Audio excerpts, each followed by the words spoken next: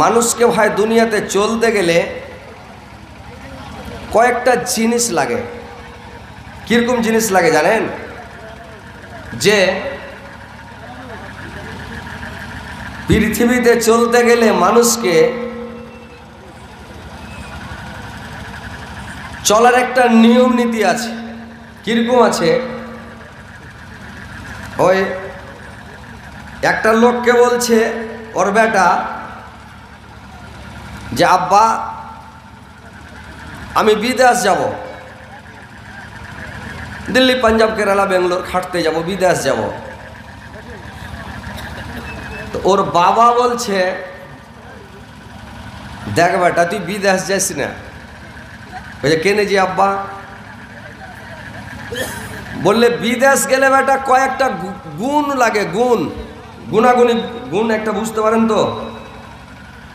কিরকম গুণ?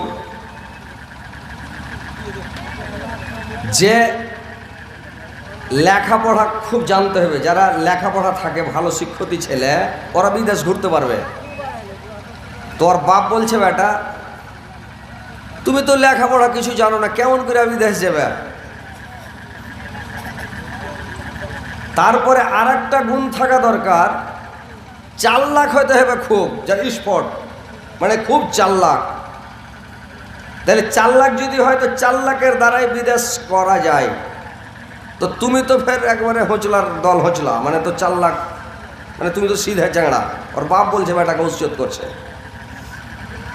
তারপরে বলছে কি যে মানুষকে চেহারা লাগে। তো তোমার চেহারা তো একেবারে কালো বান্দরের মতন, মানে চেহারাও ভালো লাগে, যে লোক দেখবে তো দূরে ছেলে ধরাকে পালাইতে লাগবে। তুমি ফের বিদেশ করতে পারো? মানে তোমার ভিতরে এটাও গুণ নেই। চেহারা ভালো হলে মানুষ কেউ ছেলেটা মুখ সুক্ষা লাগছে দুটা খাইতে দেওয়া যায়, না হলে দুটা খাইতে দিবে। তো তোমার ভিতরে এই গুণটাও নাই, তুমি তো সুক্ষা মানে কোন রকম হয়ে আছো, মানে বান্দরের মতন হয়ে আছো। তারপরে আর বাবা বলছে বেটা আর একটা গুণ যার ভিতরে আছে ও বিদেশ করতে পারে, ওকে হুনার জানতে হবে। হুনার বুঝেন তো? হুনার বুঝেন? বুঝেন যে ভাই হুনার কাকে বলে? হুনার হলো হাতের কাজ যারা জানে, টেলারি জানে, ডাক্তারি জানে, ধান কাটতে জানে, কোদল কোপাইতে জানে, মাটি তুলতে জানে, মানে যে কোনো কাজ, টিনের কাজ করতে পারবে, টালির ঘরের ফ্রেম করতে পারবে, মানে যে কোনো কাজ হাতের হুনার। মানে যদি সব কাজ জানা থাকে ওই লোকটা বিদেশ করতে পারবে, না খেয়ে মরবে না, ভুক্ষা মরবে না। তোর বেটা বলছে আব্বা আমার ভেতরে যদি আমার চেহারাও ভালো না থাকে, আমার ভেতরে একটা গুণ আছে, আমার যদি বাড়ির লেখাপড়া আমি না হয় জি আব্বা আমার ভেতরে একটাই গুণ আছে, ওই গুণের দ্বারাই আমি সফর করবো, বিদেশ ঘুরে নেব আব্বা। বললে কি গুণ আছে রে বেটা? বললে আমার চেহারা যদি ভালো না হয়, আমি লেখাপড়া যদি অত না জানি আব্বা, আমি হাতের কাজ যদি অত না জানি, আমার ভেতরে শক্তি আছে, একবারে বেলগাঠা হয়ে আছে লোকটা। বলে আমি শক্তির দ্বারাই দুনিয়া ঘুরবো, সারা বিদেশ ভ্রমণ করে নিতে পারবো বাবা। মদিনায় মদিনায় তোরা কে যাবি চলে আয়, যেথায় নবীজি ঘুমায়। মদিনায় মদিনায় তোরা কে যাবি চলে আয়, যেথায় নবীজি ঘুমায়।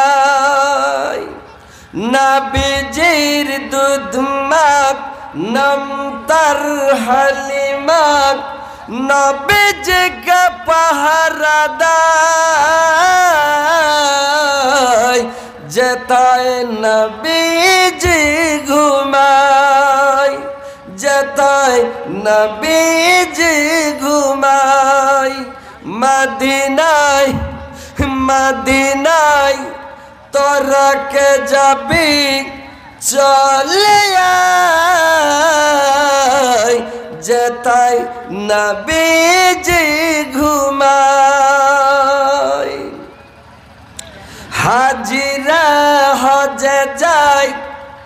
হাজিরা হজে যাই কালো কাবা ধরে কয় আমার গুনাহ খাতা মাপ চাই যেথায় নবীজি ঘুমাই যেথায় নবীজি ঘুমাই। তো এবার আপনারা বসে যান ভাই, বসেন। বসার জন্য আমি আপনাদেরকে একটা গল্প শোনাচ্ছি, বুঝতে পারছেন? উদাহরণ যে আপনারা চেপে বসেন, লোকটি জমবে, তারপর ওই শুরু করব। মানে যত লোক জমবে অত ওজ করতে ভালো লাগবে। দেখতে খারাপ লাগছে, আলে বসে যান, বসে শুনবেন, কথাটা দিমাগে আসবে, বুঝতে পারবেন, শুনতে ভালো লাগবে। আলে থাকছেন, দেখতে খারাপ লাগছে, দিমাগে কথাটা বসবে না, বুঝতে পারবেন না, কোনো ফায়দাও হবে না। ঠিক, বসেন, বসে যান। তো এবার লোকটা, ওর বেটা বলছে আব্বা আমার শক্তি খুব আছে, শক্তির দ্বারাই বিদেশ ঘুরবো, মানে সারা দুনিয়া ভ্রমণ করতে পারবো। তোর বাপ বলছে না বেটা, শক্তিতে ভ্রমণ করা যায় না বেটা, বুদ্ধি কিন্তু খুব লাগবে, বুদ্ধি না থাকলে, খালি শক্তি থাকলে দেশ ঘুরা যায় না। তো বলছে না আব্বা পারবো। বলে পারবে তো যাও, যেঠে ঠেকবে ওঠি শিখবে, যাও। আর বেটা বাহির চলে আলো। এবার বেটা বাহির যেতে আরম্ভ করেছে বিদেশ। এবার বিদেশ যেতে যেতে কি করেছে রে ভাই, আগা দিকে একটা বড় নদী পড়ে গেছে, বিশাল নদী। এবার নৌকাতে চড়ে দিয়েছে, আর নৌকাতে চড়ে নেওয়ার পরে সব যাত্রী যখন সব লোকজন নৌকায় চড়ে নিয়েছে, নৌকাতে চড়ার সময় তখন পয়সা উঠাইতে লেগেছে। নৌকাতে আগে পয়সা দিয়ে দাও, আর ঘাটে নামার সময়তে আর পয়সা নেওয়া যাবে না, ওখানে পয়সা দেবা না। এই কারণে পয়সা দাও, ওখানে যেমন ঘাটে নৌকা লাগবে, ধড় ধড় করে সব কুদ্দা তড়বে তড়বে পড়বার বাড়ি চলে যাওয়ার কোনো অসুবিধা নাই, কিন্তু টাকাটা আমাকে এখানে দিয়ে দাও। লোকটার কাছে টাকা পয়সা নাই। লোকটাকে বলছে ভাই টাকা দাও। বলছে কিসের টাকা? বলে নদী পার হয়ে টাকা দেবে না? বলছে পার হয়ে তাহলে টাকা দিতে হবে। কিসের টাকা দেবো? বললে আরে ভাই তুমি নৌকাতে চলে টাকা দেবে না? বলছে না টাকা দেবো না। কি বলছে না দেবো তো নেমে যাও। বলছে ফের নামবো, মানে কেন নামবো? কি হুজ্জুতি করছে, মানে শক্তি আছে তো, মাস্তানি করছে, নামবে না। বলে চলো। ই বলছে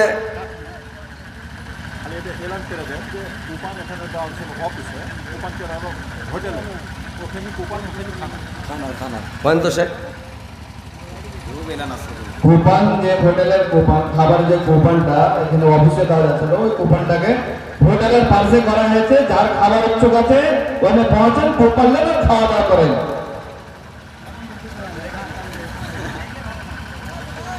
ঘুমিয়ে আছেন মদিনার বুকে, ঘুমিয়ে আছেন মদিনার বুকে, আল্লাহর হাবিব পিয়ারা। তারি তারে গৌরব করে, তারি তারে গৌরব করে আরব দেশের সাবারা। মা আমেনার চোখের রতন, মায়া মেনার চোখের রতন, দায় হালেমা করতেন যতন, দেহু খানা মনের মতন, চাঁদ সূরজের চেহারা। ঘুমিয়ে আছেন মদিনার বুকে, আল্লাহর হাবিব পিয়ারা। ঘুমিয়ে আছেন মদিনার বুকে, আল্লাহর হাবিব পিয়ারা। তারি তারে গৌরব করে আরব দেশের সাবারা।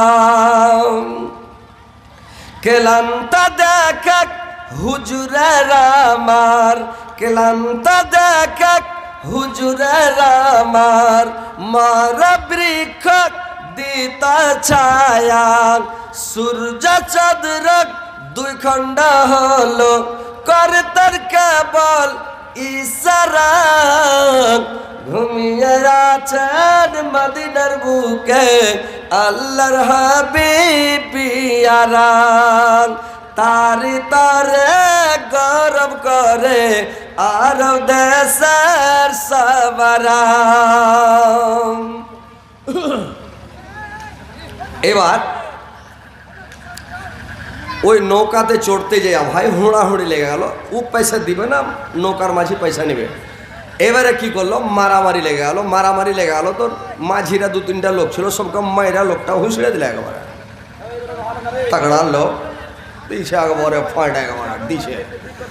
কি করবে, মায়ের খেয়ে ধুম। এরা বলছে যে একে তো লড়া পারা যায় না, একে বুদ্ধিতে আগে দিতে হবে খানিক। আর বুঝা যাচ্ছে এখানে মানে হুঁসমোটটা আছে। এবার বলছে চলো, নৌকা ছেড়ে দিলে। যেতে যেতে যেতে যেতে মানে বিশাল বড় নদী, আপনার মানিহারি ঘাটের মতন বিশাল নদী পার হতে অনেকক্ষণ লেগে যায়, 2-2.5 ঘন্টা 3 ঘন্টা। এইবার করেছে কি, মধ্যখানে একটা ছোট্ট বালুর চর পড়ে আছে, মানে হালকা চর, মানে ডাঙ্গা না, 1 হাঁটা করে পানি দেখতে পাওয়া যায় না ডাঙ্গা, কিন্তু 1 হাঁটা করে পানি আছে, বালু আছে। ওই মাঝি করেছে কি, নৌকাটা নিয়ে যায় ওখানে লাগিয়ে দিয়েছে, মানে মাটিতে লেগে গেছে। এবার বলছে এখানে নৌকার উপরে কে জোর করা লোক আছো ভাই বলো তো, নৌকাটাকে জোর করা না ঠেললে আর যাবে না। আর নৌকাটার এখন মানে একটু খারাপই হয়ে গেছে, ওই জায়গাটা ভালো করতে হবে। তো রশ্মি বাইনা মানে ওকে আগে টাইনা ধরে থাকতে হবে, তারপরে নৌকাটাকে ঠেলে দিতে হবে। লোকটা বলছে হুড়বঙ্গা লোক, তো বলছে আমি পারবো, নৌকার মধ্যে সব থেকে সত্যি আমার বেশি। লোকটা বলছে আমি পারবো, তো বলে পারবো, তো ঠিক আছে। রশ্মি বাইনে দিয়ে ওকে বলছে তুমি টাইনা ধরে থাকো। ও টাইনা ধরে আছে, আরে মেশিনকে দিলে স্টেট, আর রশ্মিখানে কাচাং করে কেটে দেয়। এই যে গাড়ি ছাড়লে নৌকা কিনা, নৌকালে উড়ে গেল, লোকটা রশ্মি ধরে নদীর মধ্যখানে খেপা থেকে গেল, এই নৌকালে উড়ে গেল। মাঝি কয়ে থাক তুই আর 2-4 দিন পানির ওপরে কাটিয়ে থাক। বাপরে মারে করে চিল্লেছে, কেনে চিল্লেছে, কি করলাম। ওর বাপের কথা ইয়াদ করছে, হাজি আব্বা তুমি তো বলেছিলে বুদ্ধি না থাকলে বিদাস করা যায় না। কিন্তু আমি কি করলাম, বোকার মতন রশ্মি ধরে নেমে গেলাম নিচে। যারা 4 লাখ লোক করে নামে না, জোরগারা লোক আছে, তাও বলছে না ভাই আমার দ্বারাই হবে না, পারবো না। ই খ্যাপা বলছে সবারই টাকা শক্তি আমার বেশি, চলে গেল যে ওখানে টাকাকে। লাস্টে খ্যাপা পানিতে দাঁড়িয়ে থাকলো না, চলে গেল। তো ওইরকম বুদ্ধি না থাকলে বিদেশ করা যায় না, লেখাপড়া না হলে বিদেশ করা যায় না, হাতের হুনার না জানলে মানে বিদেশ করা যায় না। মানে সব জিনিস শিখতে হবে, জানতে হবে। আর ছেলেপিলেকে যদি শিক্ষা না দেন, ওকে বোকা মূর্খ করে রেখে দেন, তো খুব মুশকিল। তো কিছু লোক এমন আছে, এরা জালসাতে মানে বসতে শিখেনি, যে বসতে হবে, যে জালসাতে যে পয়সা শুনতে হবে। মানে কিছু লোক আছে ওরা বসতে শিখেনি, এখানে ওরা খাড়িয়ায় শুনতে শিখেছে। তো এই লেগে বলছি ভাই আপনারা একটু বসে যান, শিখেলেন যে জালসা বৈশা শুনতে হয়। আমার সাহেব বললেন, সভাপতি সাহেব, যে জালসা